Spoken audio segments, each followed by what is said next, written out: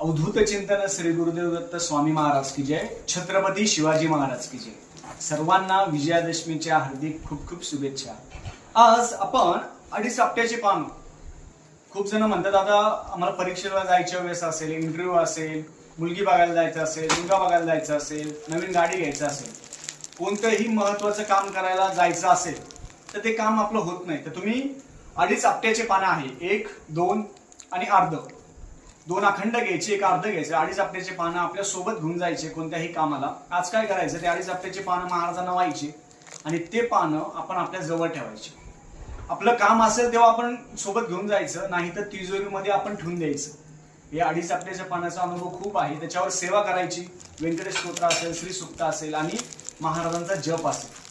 हे सोनं आहे, हे सोनं चांगल्या ठिकाणी राहिलं तर त्याची किंमत असते। म्हणून प्रत्येकाने ह्या सोन्याचं महत्त्व ओळखावं।